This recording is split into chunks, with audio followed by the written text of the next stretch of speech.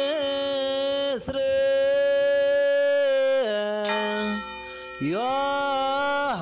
ዮሐንስ ዜናዊ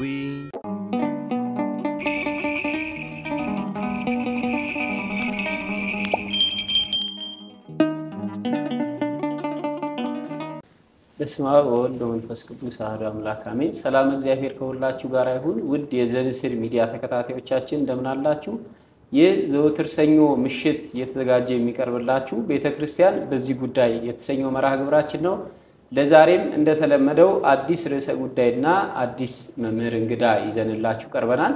ለዛሬ እንግዳ አድርገን ያመጣንላችሁ ክቡር መምህራችን ሊቀ ሊቃውንት ስሙር አላምረው የደብረ ነጎድጓድ ቅዱስ ዮሐንስ ወመካነ ጎልጎታ ቅድስት ማርያም አብያተ ክርስቲያናት የስብከተ ወንጌል ክፍል ኃላፊና የመጻሕፍት መምህር ናቸው። ከክቡር መምህራችን ጋር ለዛሬ እንድናነሳ የመረጥነው ሐሳብ ደግሞ ኢየሱስ ክርስቶስ በኢትዮጵያ ኦርቶዶክስ ተዋሕዶ ቤተክርስቲያን አስተምሮ የሚል ርዕስ ይሆናል። እስከ መርሃ ግብራችን ፍጻሜ ድረስ በነገረ ክርስቶስ ላይ የሚነሱ ትምህርቶችን እየተከታተላችሁ እንድትቆዩ በልዑል እግዚአብሔር ስም አስቀድሜ መልእክቴን ማስተላለፍ እወዳለሁ።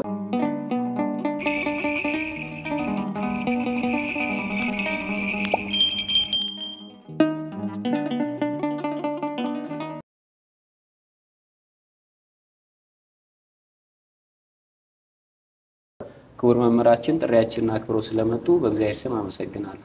እኔም እንግዲህ አመሰግናለሁ ስለጋበዛችሁኝ።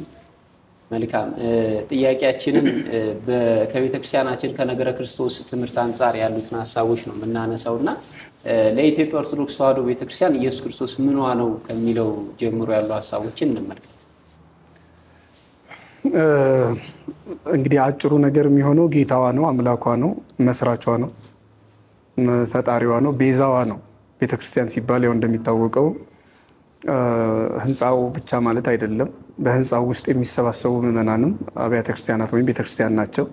ስለዚህ ኢየሱስ ክርስቶስ ለኢትዮጵያ ኦርቶዶክስ ቤተክርስቲያን ወይም ለኦርቶዶክሳዊት ቤተክርስቲያን ለአንዲት ቤተክርስቲያን አባቶቻችን ሊቃውንት እንደነገሩን በአንዲት ቅድስት ቤተክርስቲያን እናምናለን። በዚያች ቤተክርስቲያን ውስጥ ክርስቶስ ጌታ ነው፣ አምላክ ነው፣ ፈጣሪ ነው፣ ቤዛ ነው። በኢትዮጵያ ኦርቶዶክስ ተዋሕዶ ቤተክርስቲያን ያየን እንደሆነ ደግሞ ብዙ ጊዜ ምናልባት እንግዲህ ኢየሱስን በሌሎቹ ቅዱሳን ተክታችኋል፣ ጋርዳችኋል የሚሉ ብዙ ድምጾች ስላሉ ብዙ ድምጾች ማለት አንዳንዶቹ ገብቷቸው ሆነ ብለው የሚያጠፉ ይመስለኛል እንዳልሆነ ስለሚያውቁ፣ አንዳንዶቹ ደግሞ ሳይገባቸው እንዲሁ ክርስቶስን የረሳች ቤተክርስቲያን አስመስለው ወይም መስሏቸው ያስባሉ። ለማንኛውም ግን በየእሁዱ እንኳን ብንመለከት በኢትዮጵያ ኦርቶዶክስ ተዋሕዶ ቤተክርስቲያን በአንድ እሁድ 52 የምስጋና አይነቶች አሉ። 52 ሁሉም ማለት ይቻላል አምላኳን እግዚአብሔርን ማዕከል ያደረጉ ምስጋናዎች ናቸው። ይሄ ማለት በስመ አብ ብለን ጀምረን ማህሌቱን እስከ ዕጣነ ሞገሩ ድረስ ያለው መጨረሻው ማለት ነው። እሱ 52 የምስጋና አይነት አለ። በአመት ውስጥ ባሉ ዕለታትም የተመሰለ ምሳሌ ነው እሱ ራሱ። ለማንኛውም ግን ቤተክርስቲያናችን አምላኳን ክርስቶስን ዕለት ዕለት የምታስብ ሁሌም ቀራኒ የሆነች ቤተክርስቲያን ናት። ለምሳሌ በኢትዮጵያ ኦርቶዶክስ ተዋሕዶ ቤተክርስቲያን ሁሌም ቅዳሴ አለ አይደል? በአንድም በሌላ ምክንያት ቅዳሴው አይታጎልም። ቅዳሴ አለ ማለት ምን ማለት ነው? የቅዳሴው ማዕከል መድኃኔዓለም ኢየሱስ ክርስቶስ ነው። የሚገርም ቅዳሴ ማርያም ተብሎ እንኳን የእመቤታችን ስም ነው የሚበዛው ወይስ ደግሞ ለብታይ የእግዚአብሔር ስም ነው? እና ደግሞ ድንቅ ድንቅ ስራዎቹ የእግዚአብሔር ናቸው። በሌላ መልኩ የሥላሴ አንድነት ሶስትነት ነው ያለው እንጂ ነገረ ማርያም ብቻ አይደለም የሚተነተንበት በእመቤታችን ቅዳሴ እንኳን ማለት ነው። እንግዲህ 14ቱም ቅዳሴዎቻችን ደግሞ ነገረ ክርስቶስን ማዕከል ያደረጉ ናቸው። ሁሌም በማይታጎል ቅዳሴዋ ዕለተ ዓርብን የምታስታውስ ቤተክርስቲያን ናት። እና ምናልባት ጥብርያዶስ ላይ ቆሞ ቀራንዮን መተቸት ከባድ ነው። ጥብርያዶስ ማለት ይሄ ቤት ለቤት ጓዳ ለጓዳ እየዞሩ የክርስቶስን ተአምር ሰብካለሁ እያሉ ቀራንዮ ላይ ቆማ የክርስቶስን ስጋ የምትፈትት የክርስቶስን ደም የምትሰጥ ቤተክርስቲያን ክርስቶስን አታውቀውም ማለት በጣም ጸያፍ ነውር ነው። 365 ቀን ነገረ ክርስቶስን ነው የምትቀድሰው፣ ነገረ ክርስቶስን ነው የምትሰብከው። ምናልባት አንዳንዶቹ እንግዲህ ግርዶሽ የፈጠረባቸው የሚመስለኝ ከሱ ጋራ ለምንድን ነው ማርያም ማርያም የምትሉት ሚካኤል ገብርኤል ጻድቃን ሰማዕታት ቅዱሳን መላእክት የምትጠሩት ነው? እሱ ደግሞ ሌላ። ለማንኛውም ግን በርዕሱ በጊዜው ጥያቄ ካለ ምና ይሆናል ነገረ ቅዱሳንን። አሁን ግን ነገረ ክርስቶስን ቅድስት ኦርቶዶክሳዊት ቤተክርስቲያን ህይወቱ አድርገው ነው የምትኖር። ሁሌም ቀራንዮን ሁሌም ነገረ ክርስቶስን ቤዛነቱን የምትሰብክ የምትዘምር የምትቀድስ ለዚያ የምትኖር ቤተክርስቲያን ናት ያለችን። ይሄንን ማንም ሰው ማየት ማንም ሰው ጆሮ ያለው ሁሉ ማድመጥ የሚችለው ህይወቷ ነው ለቅድስት ቤተክርስቲያን። ክርስቶስ ይሄ ነው ባጭሩ። መልካም። በዚህ ጥያቄ እንድንጀምር እኔ የሚወደድኩት ሐሜቱ ስላለ ነው። የኢትዮጵያ ኦርቶዶክስ ተዋሕዶ ቤተክርስቲያን ክርስቶስን አትሰብክም፣ ኢየሱስን ዘንግታለች የሚሉ ሐሜቶች ስላሉ ነው። አሁን እንዳጠሩልን አክሊሏ ነው ክርስቶስና አክሊሏን ዘንግታ ደግሞ ሌሎቹን የምታወሳ ቤተክርስቲያን አይደለችም። በኋላ ላይ ባሉ ጥያቄዎች ይህን እያዳበር ነው እንሄዳለን በደንብ። ክርስቶስ ስንል የቃሉን ትርጉም ከመፍታት እንጀምርና ክርስቶስ ስንል ምን ማለታችን ነው? ኢየሱስ ክርስቶስ ብለንም ደግሞ እንጠራለን እና ይሄ ምን ማለት ነው የሚለውን እስኪ። ክርስቶስ የሚለው ቃል ቅቡ ማለት ነው። ንጉስነቱን ባህሪያዊ ንጉስነቱን የሚያሳይ ቃል ነው። ባህሪያዊ ጌትነቱን የሚገልጥ ቃል ነው። ክርስቶስ የተቀባ እንደማለት ነው። ያው በባህሪ ክብሩ የከበረ እንደማለት ነው ባጭሩ። ኢየሱስ ስንል ደግሞ መድኃኒትነቱን የምንገልጥበት ነው። ስለዚህ ኢየሱስ ክርስቶስ ማለት ንጉሳችን መድኃኒታችን እንደማለት ነው። የባህሪ ንግስና ያለው ነው። የባህሪ መድኃኒትነት ያለው ነው። ሌሎቹ መድኃኒት ቢባሉ ከባህሪያቸው መድኃኒትነት የላቸውም። ለምሳሌ በዕብራይስጡ ቋንቋ ጆሹዋ ኢየሱስም ነው ክርስቶስም ነው። የኋላ ልሳናት ናቸው ኢየሱስና ክርስቶስን የለዩት እንጂ ዕብራይስጡ የምታዩ ሁለቱንም ጆሹዋ ነው የሚላቸው። እሱ ምናልባት እንግዲህ ወላጆቹ መድኃኒት ብለውታል። ምናልባት ከጭንቀት ስላዳናቸው ሊሆን ይችላል፣ ወይ ደግሞ በኋላ ዘመን ለሚያደርገው ከሙሴ እጅ ተቀብሎ እስራኤልን መርቶ ከእስራኤልን ከባርነት ነፃ ያወጣ ተብሎ ወይም ደግሞ እስራኤልን መንገድ መርቶ የእረፍት ሀገራቸው ከነዓንን ስላወረሰ በዚህ መንገድ ኢየሱስ ተብሎ ሊጠራ ይችላል። ኢያሱ ግን የባህሪ መድኃኒትነት የለውም። አንዳንድ ሰዎች እንዲያውም ምን ሲሉ ሰማለው፣ መድኃኒት ለመባል መሰቀል፣ ቤዛ ለመባል መሰቀል ያስፈልጋል የሚሉ ሞኞች አሉ። ይሄ በጣም ትልቅ ስህተት ነው። ጆሹዋ ተሰቅሎ አይደለም፣ ወይም ደግሞ በድንግልና ተጸንሶ በድንግልና ተወልዶ አይደለም ኢየሱስ የተባለው። መድኃኒት ሊባልበት የሚችልበት አግባብ አለ፣ አውድ አለ እና ሁሉም በአውዱ ሲፈታ እዚህ ምድር ላይ ለሰዎች ባደረገው፣ ለወላጆቹ ባደረገው፣ ለቤተሰቦቹ ባደረገው ቤዛነት ሰው መድኃኒት ሊባል ይችላል። የክርስቶስ መድኃኒትነት ግን የተለየ ነው። ባህሪያዊ መድኃኒትነት ነው። አካላዊ መድኃኒትነት ነው። ምን ማለት ነው? ስጋውን በልተን ደሙን ጠጥተን። መቼም ባህሪ የሌለው ስጋ ለምንበላው ባህሪ የሌለው ደም አይደለም የምንጠጣው። ስለዚህ ባህሪው በራሱ መድኃኒት የሆነ ባስልዮስ ይደነቃል። በሰርጉ ቀን ራሱን የሚያርድ ሙሽራ ማን አለ? በሰርጉ ቀን ራሱን ያረደ ሙሽራ ክርስቶስ ወይም ደግሞ የእግዚአብሔር ልጅ ኢየሱስ ነው በማለት ይናገራል። ስለዚህ መድኃኒታችን ኢየሱስ ክርስቶስ የሰርግ ቀን የተባለ ዕለተ ዓርብ ነው። በዕለተ ዓርብ ራሱን ያረደ ራሱን የሰዋ ማለት ነው። መድኃኒት እሱ ነው። ስለዚህ ኢየሱስ ሲባል መድኃኒትነቱን የምትገልጥ ናት። ኢየሱስ የሚለው ስም ደግሞ መድኃኒትነቱን በወሬ አይደለም። አሁን ሌሎች ኢየሱስን እኮ አጋንንትም ይጠሩታል፣ ይታወቃል አይደል? ክርስቶስ የእግዚአብሔር ልጅ፣ ኢየሱስ የእግዚአብሔር ልጅ ያሉ አጋንንት ይጮሃሉ፣ በወንጌል ጮኸውታል። የኛ አጠራር ከአጋንንት የተለየ አጠራር ነው። አጋንንት ኢየሱስ ስላሉ አያውቁትም። አረ ሰዎችም አሉ ማቴዎስ 7 ላይ በስምህ ትንቢት ተናግረናል ይላሉ። ለካ ስሙን ያውቁታል፣ ኢየሱስ የሚለውን ስም ያውቁታል፣ ግን ኢየሱስ አያውቃቸው። ማቴዎስ 7 ላይ ያሉትን በስምህ አጋንንት አውጥተናል ይላሉ። በስሙ አጋንንት አውጥተው ይሆናል እንግዲህ ያው ታምራት ልክ እንደ ፀሐይ እንደ እዚህ ዓለም ላይ እንዳለው ስጋዊ ምግብና የሚከለከል አይደለም መሰለኝ። በዛ ምክንያት ለማያምኑት ሳይቀር ታምራት ሊሰጣቸው ይችላል ስጋዊ ምግብና ስለሆነ። ለዚህ በስሙ ትንቢት ተናግረዋል፣ በስሙ አጋንንትን አውጥተዋል። እንግዲህ በስሙ ነው የሚሉት ዮሐንስ ማቴዎስ ምዕራፍ 7 ላይ በስሙ አጋንንት አውጥተው ባለ ስሙ ግን አያውቃቸውም። ስሙ ላይ ብቻ ነበር ስራቸው ማለት ነው። እኛ ወደ ኦርቶዶክስ ተዋሕዶ ቤተክርስቲያን ወደ ኢትዮጵያ ኦርቶዶክስ ተዋሕዶ ቤተክርስቲያን ወደ መሰሎቹ የመጣን እንደሆነ ግን በስም ብቻ አይደለም ክርስቶስን በልተነው ጠጥተነው ነው ክርስቶስን የምናውቀው። ይህ ስጋዬ ነው ያለው ማቴዎስ 26 ላይ በሐዋርያትም ዘመን አንደኛ ቆሮንቶስ ምዕራፍ 11 ላይ ያለው ሐዋርያት ያደርጉት የነበረው ያ የቁርባን ስርዓት እስከኛ ዘመን መጥቶ ነው ክርስቶስን በልተን ጠጥተን ነው የምናውቀው። መድኃኒት የምንለው በእርግጥም መድኃኒትነቱን አጣጥመነው ነው እንጂ ስሙን ጠርተነው አይደለም። መጥራትማ ይሄው አጋንንት ጠርተውታል፣ ማቴዎስ 7 ላይ ያሉ ክፉ ሰዎች ጠርተውታል፣ ግን አልዳኑም። ስሙ ላይ ብቻ ነው፣ ምላሳቸው ላይ ብቻ ነው ያለ ስም። ምላስ ላይ የተቀመጠ ስም አያድንም። መጽሐፍ ቅዱስ እኮ ተጽፎበታል። መጽሐፍ ቅዱስ አይድንም ስለተጻፈበት፣ ከድነት ጋር የሚያገናኘው ነገር የለውም በተፈጥሮ። እኛ ሰው እኮ አንዳንድ ጊዜ ቴሌቪዥናችንም ኢየሱስ የሚለውን ስም ሊናገሩ ይችላል። ስፒከራችን ከድነት ጋር እኔ ሰው ስጋውና ደሙ ጥምቀት ልጅነት ርቆት በተለይ ቁርባን ርቆት ኢየሱስ ብሎ ሲጣራ ኢየሱስን ልክ እንደ ቴሌቪዥኑ የሚናገረው ነው ይመስለኝ። ቴሌቪዥኑም አይቆርብም፣ ይሄኛውም አይቆርብም። ቴሌቪዥኑም አልተጠመቀም፣ ይሄም አይጠመቅም። ቁርባን ሳይኖር ኢየሱስ ኢየሱስ ማለት ለኔ ከማይክ ወይም ደግሞ ከቴሌቪዥን ከሬዲዮ ያለፈ ማንነት የለውም። ስለዚህ የኢትዮጵያ ኦርቶዶክስ ተዋሕዶ ቤተክርስቲያን ክርስቶስን የምታውቀው ስሙን ብቻ አይደለም። ኢየሱስ ክርስቶስ ጌታዬ መድኃኒቴ ብላ ወይም ጌታችን መድኃኒታችን አምላካችን ኢየሱስ ክርስቶስ ካለች በኋላ ስጋውን በልታ ደሙን ጠጥታ በተግባር የምታውቀው ህይወቷ ነው። ሌላው ዓለምን ያየ እንደሆነ ለምሳሌ ውሃ ጠምቶህ ስለ ውሃ ቢሰብክህ የውሃ ጥም ይለቅሃል? ውሃ ማለት እንግዲህ ብሎ በብርጭቆ ውሃ ቀርቶ ሳትጠጣው ይሄ ውሃ እያለ ስለ ኤችቶ ቢያብራራለህ ምን ትርጉም አለው?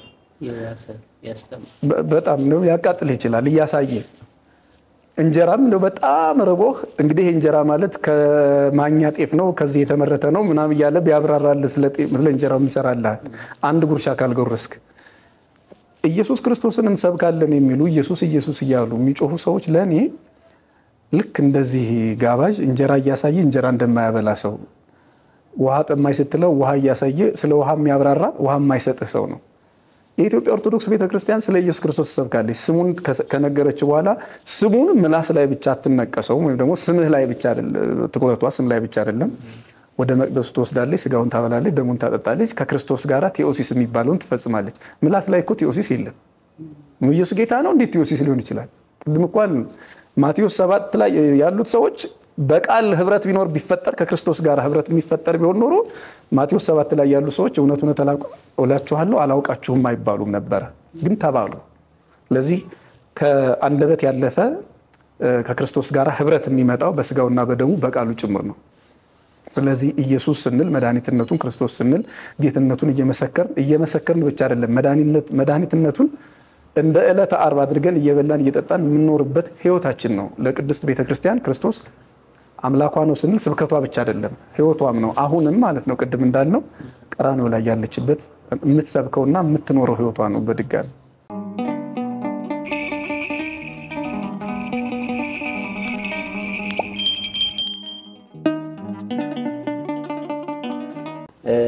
ሌላው የአዲስ ኪዳን መካከለኛ የሚል ሐሳብ ቅዱስ መጽሐፋችን ላይ ስለ ኢየሱስ ክርስቶስ ሲናገር ቅዱስ ጳውሎስ ይሄን ቃል ተጠቅሞታልና ይሄንን ቃል በጣም ብዙ ሰዎች በየራሳቸው መንገድ ሊፈቱት ሲሞክሩ ደግሞ እናያለን። ለአንዳንዶቹም የስተት ጎዳና ምንጭ የሆነም ጭምር ያሉ ቃላት አንዱ ይሄ ነውና የኛ ቤተክርስቲያን ፍጹም ሰው ፍጹም አምላክ ከመሆኑ አንፃር ብቻ ነው ይሄንን ኃይለ ቃል የምትመለከተው ወይስ ከዚህ ሰፋ ያለ ትርጓሜ ያለው?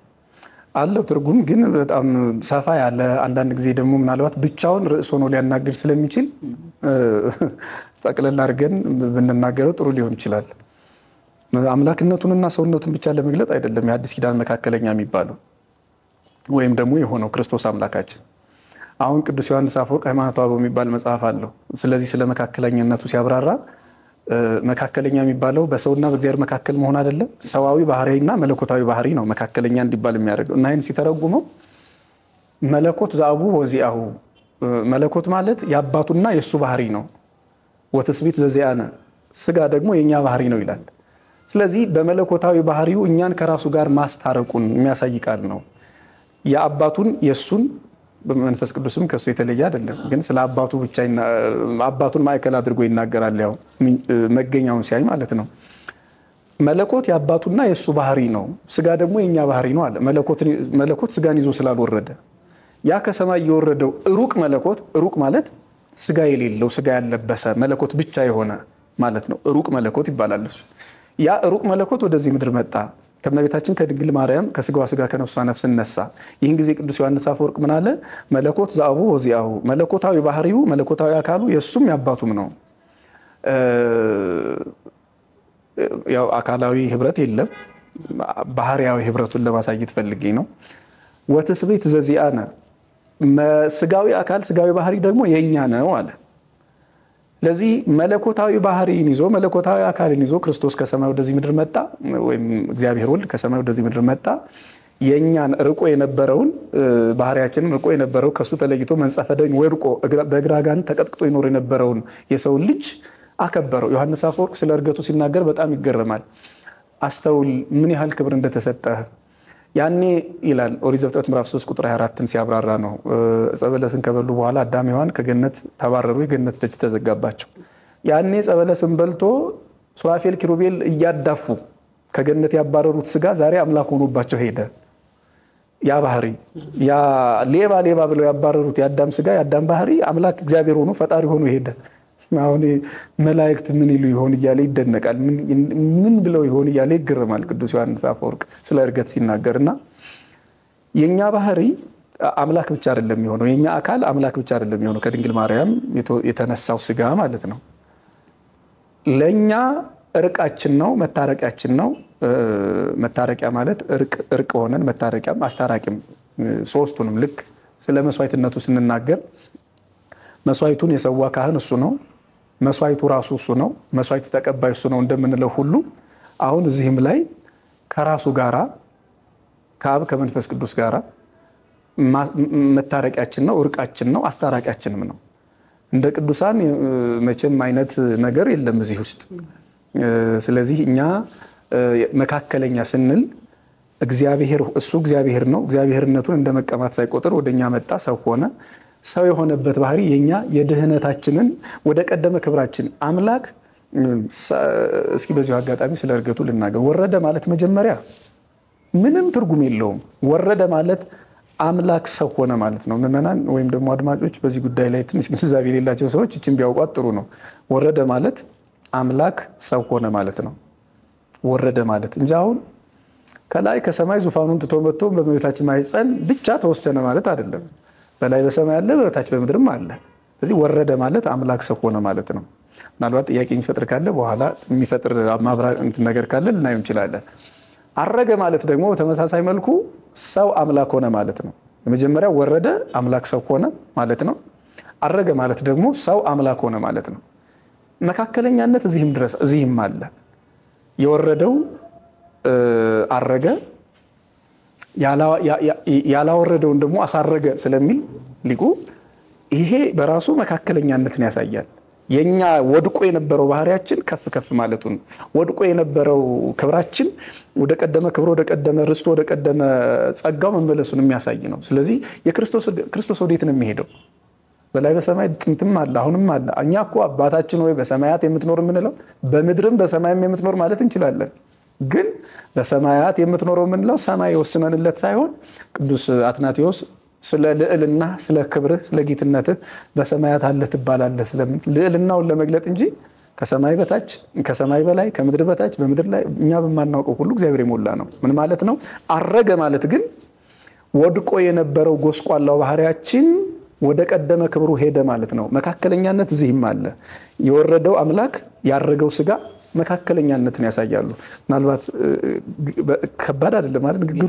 እሺ እንደዛ ከሆነ ቅዱስ ቄርሎስ ደግሞ እዚሁ ሃይማኖተ አበው ላይ ምን ብሎ ይገልጠዋል? እንዲህ አይነቱን ነገር ስለ እርገቱ ስለ መውረዱም ሲናገር ወረደ ከመ ያዕርገነ ለነ ሀበ ሀገሩ። ወረደ የምንለው እኛን ወደ ሰማያዊ ሀገሩ ሊወስደን ነው። ሀበሃሉ ወላዲሁ ሀበሃሉ አርያማዊ አቡሁ፣ አርያማዊ አባቱ ሰማያዊ አባቱ ወዳለበት ይወስደን ዘንድ እሱ ወረደ ይላል። ለዚህ መውረድ የኛን ድህነት የኛን ማንነት የሚያሳይ ነው። ክርስቶስ ከዛ ወደዚህ መጣ። ወዴት? በሁሉም የሞላ አምላክ ነው። ስለዚህ ወረደ ማለት ደግሞ አለው ሰው አምላክ ሰው ሆነ ማለት ነው። አረገ ማለት ደግሞ ሰው አምላክ ሆነ ማለት ነው። ስለዚህ መካከለኛነትን መውረድና ማድረግ ላይ እንኳን እንመለከተዋለን። ስለዚህ የወረደው እና ያረገው መካከል ላይ እኛ አለን። ዋናው የሰው ልጅ የእግዚአብሔር ወልድ ከሰማይ ሰማያት ወረደ የምንለው ወይም ሰው ሆነ የምንልበት ቃላችን እኛን የተመለከተ ነው። አንዳንድ ሰዎች እንደሚሉት የኦርቶዶክስ ቤተክርስቲያን ቴዎሎጂ የሰው ነገር ነው ወይም ነገረሰብ ነው፣ ማርያምን ይመለከታል፣ የኛ አብን ይመለከታል የሚል ሰው እየሰምቻለሁ። አምላክ ወረደ ካለ የሰውን ጉዳይ የሚመለከት ቴዎሎጂ እንጂ መጽሐፍ ቅዱስ በራሱ የአምላክን አምላክነት አይደለም፣ የአምላክን ሰው መሆን አስታኮ የተጻፈ ነው። የአምላክ ሰው መሆን ነው ጉዳዩ። በተለይ አዲስ ኪዳን የአምላክ ሰው መሆን ነው። ስለዚህ የአምላክ ሰው መሆን ምስጢር ምንድን ነው? የኛ እርቅ ነው። ከማ ጋር? ከራሱ ጋር። መድኃኔዓለም ኢየሱስ ክርስቶስ ቤዛ ሆነን ስንል እንግዲህ ከራሱ ከአብ ከመንፈስ ቅዱስ አስታረቀን ብለን ነው። ምናልባት ይሄ አስታራቂነት ሲባል ደግሞ ሰዎች እንዴት ዝቅ ብሎ እንደ ቅዱሳን የሚል ነገር እንዳይመስል፣ ቅድም እያለው በምሳሌው መስዋዕት ላይ ራሱ መስዋዕት ነው፣ ራሱ መስዋዕት ተቀባይ ነው፣ ራሱ ራሱ ተሰዊ ነው፣ መስዋዕት ነው፣ መስዋዕቱን የሚቀበል ነው፣ እንደገና መስዋዕት አሳራጊ ካህን ነው። ሶስቱን እንደሆነ ሁሉ እዚህም እርሱ ራሱ ሊሆን ይችላል ማለት ነው። መታረቂያችን፣ እርቃችን፣ አስታራቂያችን እሱ የማይሆንበት ምን ምክንያት አለ? እና መካከለኛነት በዚህ መንገድ ምናልባት ባጭሩ ይሄ በዚህ መንገድ ብንረዳው ግልጽ ያልሆነ ካለ ግን ማንሳት እንችላለን። እስኪ እንደሰብ በደንብ ግልጽ ነው መምህር። ከዚሁ ሀሳብ ሳንወጣ የቤዛነትን የክርስቶስን የማዳን ስራውን አሁን ስላነሳ ነው እዚሁ ጋር ሀሳቡን አንስተን እንድናልፍ ነው። አንዳንዶች ዘንድ ምን የሚል አስተምሮ አለ? የአብን ቁጣ ለማብረድ የተከፈለ ዋጋ ነው የክርስቶስ መስዋዕትነት የሚል እሳቤ አለ እና ከዚህ አንጻር ክርስቶስ ዋጋ ከፍሎ አዳምን አድኖታል ስንል ያን የክርስቶስን ቤዛነት ወይም የክርስቶስን ዋጋ መክፈል መስዋዕትነቱን ተቀባዩ ማለት ነው። ይሄን ሐሳብ እንዴት ነው እኛ ቤተክርስቲያን ታያለ? የክርስቶስን ቤዛነት የሚቀበለው ያመነ ነው። በወንጌሉም እንደተባለው ያመነ የሚለው እኮ በዚህ ቤዛነት ያመነ ማለት ነው። ከዛ የተጠመቀ ይድናል ነው። ተቀባዩ የክርስቶስን ቤዛነት ማን ሊቀበለው ይችላል? በነገራችን ላይ ትምህርት የኛ ቤተክርስቲያን ሌሎች አሉ። በዚህ ጉዳይ ላይ ቅጣትን የተመለከተ ምትክነትን የሚያስተምሩ ሌሎች ናቸው። ስለዚህ የኢትዮጵያ ኦርቶዶክስ ተዋሕዶ ቤተክርስቲያን በዚህ አታምንም። እንዲህ አይነት ትምህርትም የላትም አይኖራትም ሁሉ። በዚህ ቤዛነት የተከፈለልን እኛ ነን። ስለዚህ የቁጣ እንደውም አንድ ሰውዬ ልጁን ተኩሶ ገደለው ሁሉ ሲል ሰምቻለሁ። እግዚአብሔር ተቆጥቶ አንድ ፓስተር እንደዛ ሲል ዘቀኛ ቤት የነበረ ሰው እንደዛ ሲል ሰምቻለሁና ይሄ ያው እንግዲህ በሌሎቹ ሐሳብ ተረት ነው ባጭሩ። እንደው ተረት ከተባለ እንዲህ አይነት ትምህርት ነው ተረት። አብ ልጁን የቁጣ ማብረጃ አደረገም። ስለዚህ እንዲህ አይነት ነገር ላይ እኔም ጊዜ ባላጠፋ ደስ ይለኛል።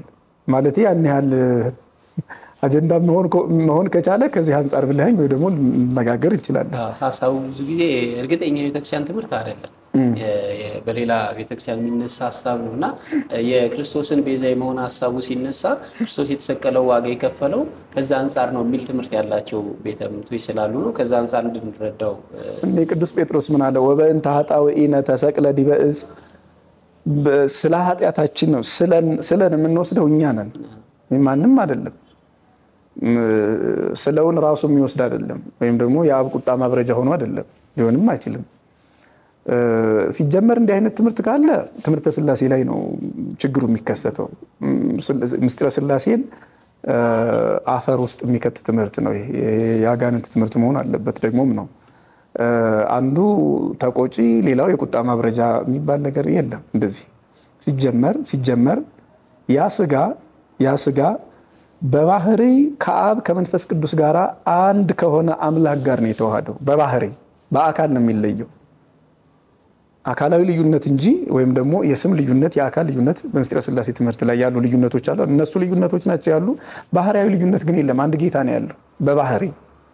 ስለዚህ አንዱ ተቆጭ ሌላው የቁጣ ማብረጃ ሆነ ማለት ሥላሴን ራሱ የሚንድ ትምህርት ነው። ምስጢረ ሥላሴ ላይ ያለውን ትምህርት የሚያበላሽ ነው።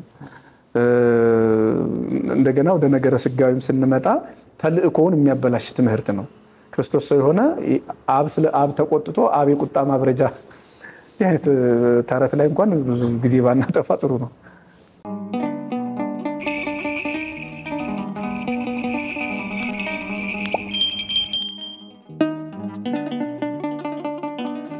መልካም። በመከታተል ላይ ያላችሁት በዘንስር ሚዲያ እየተዘጋጀ የሚቀርብላችሁን ቤተክርስቲያን በዚህ ጉዳይ የተሰኘው መርሃ ግብራችን ነው። እስከ መርሃ ግብራችን ፍጻሜ ድረስ አብራችሁ እንድትቆዩ ድጋሚ መልእክቴን ማስተላለፍ እወዳለሁ።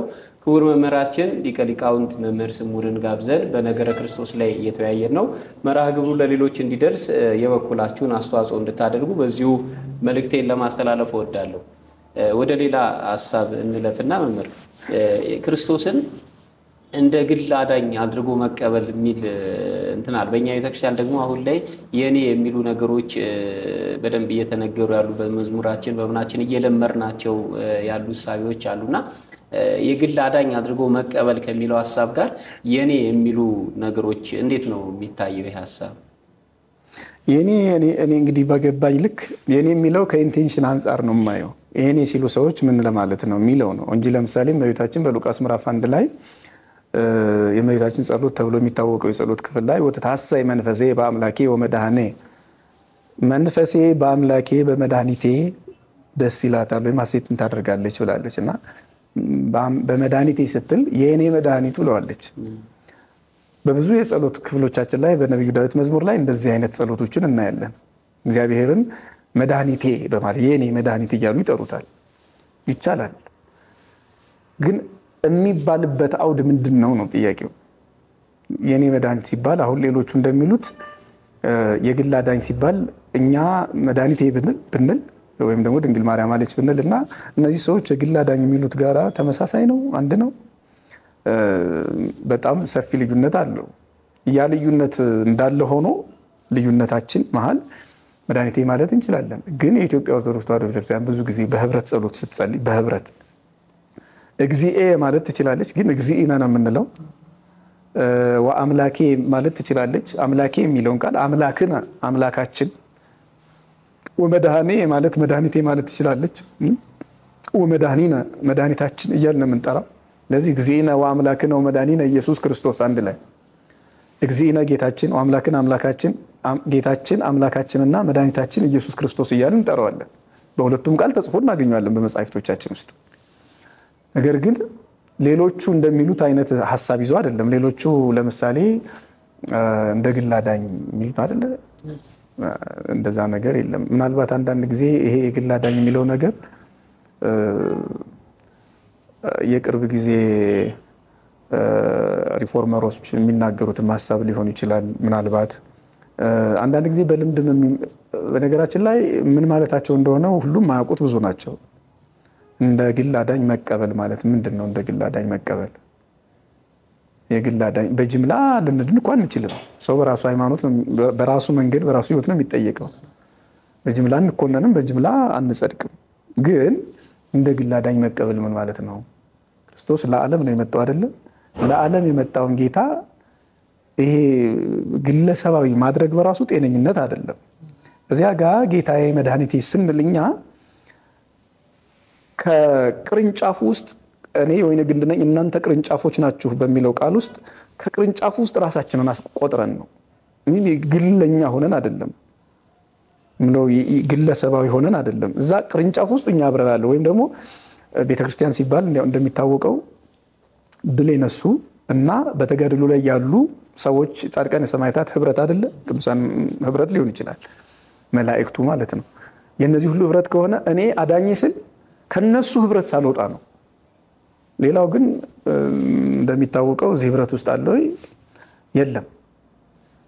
ቤተክርስቲያን ሲባል ሲጀመር መስፈርቱም ራሱ እዛ ቤትና እዚህ ቤት የተለያየ ስለሆነ ማለት ነው። እና በአንዲት ቅድስት ቤተክርስቲያን እናምናለን ብለን የምንጸልይ እኛ ጌታዬ እንል ማለት እንችላለን። ግን ጌታችን የሚለውን ቃል ተጸይፈነው አናውቅም። ከነ ክብሩ እንጠራዋለን። ጌታዬ ማለት እንችላለን፣ ጌታችን ማለት እንችላለን፣ መድኃኒቴ ማለት እንችላለን፣ መድኃኒታችን ማለት እንችላለን። እዛኛው ያለው አባባል ግን ጌታዬ ስንል እዚህ ውስጥ የለም። ባጭሩ ከህብረታዊ ህልውናው ሳንነጠል ነው ጌታዬ ብለን ብንጠራ። አዎ፣ ያ ግን ከህብረቱ ከአንዲት ቤተክርስቲያን ብቻ አይደለም። ጣጣው ብዙ ነው። እንዳልኩ ቅድም የነ ካልቪን አስተሳሰብ ይታወቃል አይደለም? የተመረጡትን ብቻ ለጽድቅ የተመረጡ ሰዎች አሉ። የፈለገው ብትወጣ ብትወርድ እግዚአብሔር ካልመረጠ አትጸድቅም ብለው የሚያስቡ አማኞች አሉ። በጣም በሚያሳዝን ሁኔታ እግዚአብሔር ካልመረጠ።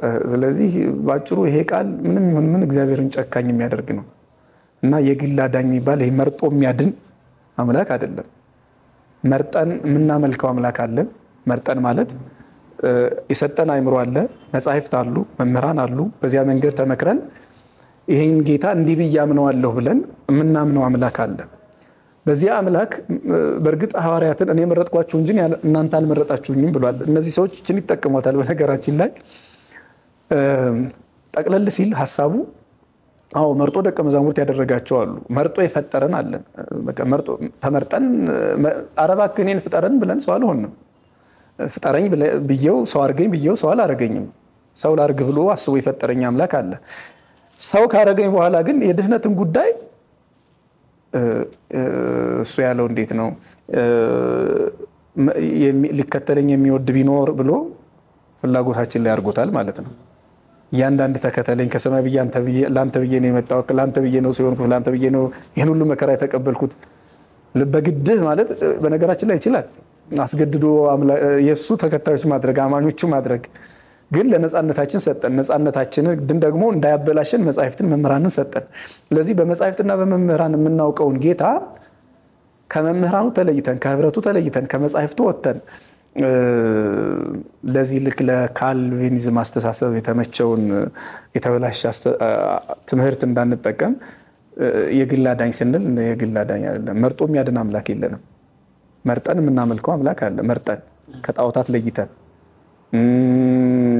ከሰው ሰራሽ ኢየሱስ እኛ የምናውቀው በእርግጥ ሰው የሰራውን ኢየሱስ ነው ሰውን የሰራ ሰውን የፈጠረ ኢየሱስ ግን ሰው የፈጠረው ኢየሱስ ደግሞ አንተካው አይደለም ይታወቃል ያው እና ይሄ ፍልስፍና ያመጣው የሚለው አሁን ኢየሱስ ደግሞ እንዴት ነው በማን የሚመጣው እንደ ራሱ ክርስቶስ ብሏል ማቴዎስ 24 ላይ ብዙዎች በስሜ ይመጣሉ ብሏል በስሙ የመጡ ሐሰተኛ ክርስቶሶች አሉ እኔ ክርስቶስ ነኝ ብለው ነው የሚለው ስለዚህ በስሙ የመጡ ኢየሱሳውያንና ኢየሱሶች ብዙ ሊሆኑ ይችላሉ ለማንኛውም እነሱ እንደ ግል አዳኝ የሚሉት ነገር በቤተክርስቲያን ውስጥ የማይታወቅ ነው ወይም ደግሞ ሌላ ዝም ብሎ ይሄ ያጋንንት ፖለቲካ ያለበት ሁሉ ይመስለኛል ይሄ እግዚአብሔር አንዴ ካልጠራኝ ታዲያ ለምን እወጣለሁ ወርዳለሁ መምረጡ ውስብስብ የሆነ ነገር ነው ያለው በራሱ ለማንኛውም ግን የግል አዳኝ ሚለውን ቋንቋ እንደ ቤተክርስቲያን ባናቀውም መድኃኒቴ ማለት እንችላለን ጌታዬ ማለት እንችላለን ፈጣሪ ማለት እንችላለን ኢየሱስ ግን አንልም የሚል ቃል የለም በራሱ ኢየሱስ የሚል ቃል የለም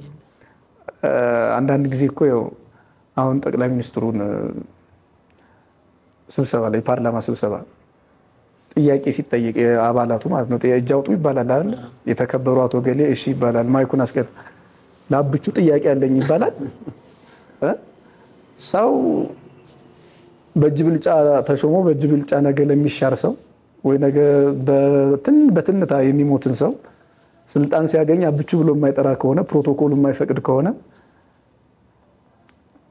ቅዱሳን መላእክት የሚንቀጠቀጡለትን ይሄን ስም ኢየሱስ የሚለውን ስም ዝም ብሎ በዘፈቀደ መጥራት እጅግ በጣም እና ኢየሱስ ብሎ እንደ ሰፈራቻ እንደማቀቱበት እንደምናውቀው ኢየሱስ ክርስቶስ ይማል በጣም ነው የሚያስተካክለው ሃይማኖታዊ ማለት ነው ነገር የፈለጉት ደግሞ ሊላውነት ያህዌ የሚለው ስም እስራኤላውያን እንኳን እስካሁን ይፈውጣል ማንም ሰው አይቀርም በነገራችን ላይ